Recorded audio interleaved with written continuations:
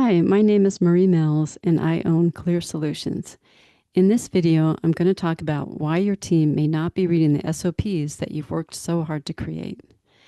SOP stands for Standard Operating Procedure. SOPs are step-by-step instructions used to describe your processes in writing. And SOPs keep your business running smoothly, but only if your team actually reads them. To get your team to use your SOPs, they must be easy to follow. And they'll be easier to follow when you include these 5 key elements: a clearly defined scope, a designated document owner, clearly listed roles and responsibilities, step-by-step instructions, and a customizable template. In this video, I am focusing on the first element, a clearly defined scope. An SOP with a clearly defined scope includes a short descriptive title, a clearly defined focus, clear boundaries, what's in and what's out, clear start and end points, and it delivers on its promise. Here's an SOP I found online from a state Department of Transportation without a clearly defined scope and one that is not particularly easy to follow. I'll show you what is wrong with it and compare that to a better version to show you the difference. A clearly defined scope starts with a short descriptive title. So the example title here, it's long, it repeats words, and it's overly detailed. Invoice processing, standard operating procedure, payment, tracking, and uploading of utility relocation invoices. You may think that more detail is better, but when it comes to titles, simple is better. So here's a better version, and it shows the title more simplified. Invoice processing, standard operating procedure for utility relocation services. This title describes the focus at a glance.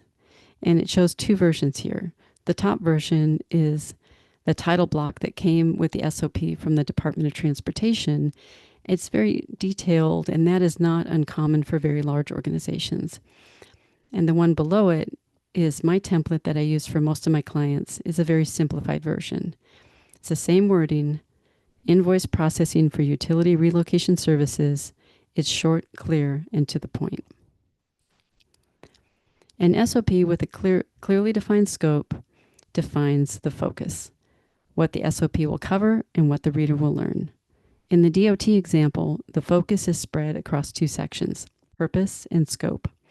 These sections are wordy, the sentences are long and convoluted, some statements add little value, it's hard to read, and in the end, the focus remains unclear.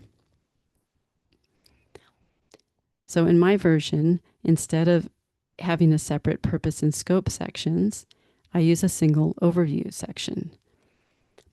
And I describe the scope in the first sentence. This SOP explains how to process invoices submitted for payment to the Tennessee Department of Transportation by a contracted utility for relocation services. That's the focus, clear and simple. The overview then goes on into more detail to describe what it means when I say invoice processing. So a clear scope sets clear boundaries. If the focus is invoice processing, then other related activities may be out of scope. So in this particular example, they talk about a one-time reimbursement meeting with the utility, a reimbursement packet, presenting that packet to the utility. That all sounds like onboarding to me, and all of that happens before invoices are even begin to be processed. So what would be better is to break those out into their own SOPs and then list them here, because it might be useful to reference them when working through this SOP. But by listing them as separate, then it's very clear that these are out of scope. And if you look at the last bullet, it says resolves issues related to utility relocation payment.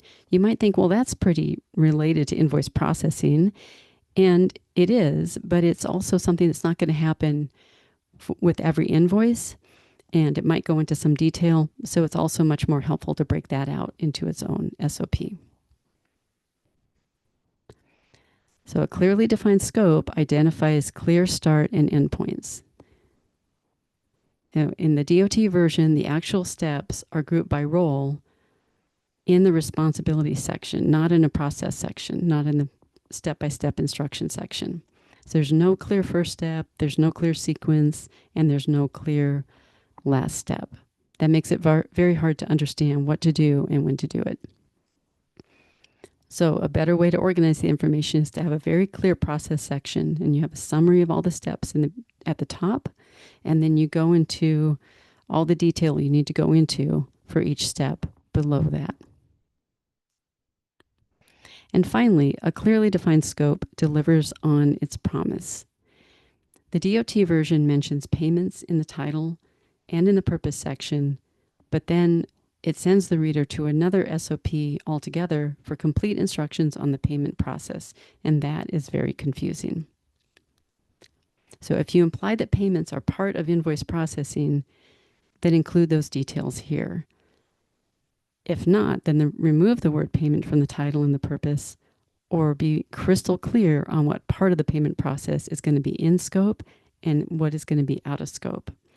So whenever a single SOP does not deliver on its promise, in other words, it tells you it's going to do something and then it doesn't actually tell you that, your team will question if they can trust any of your SOPs.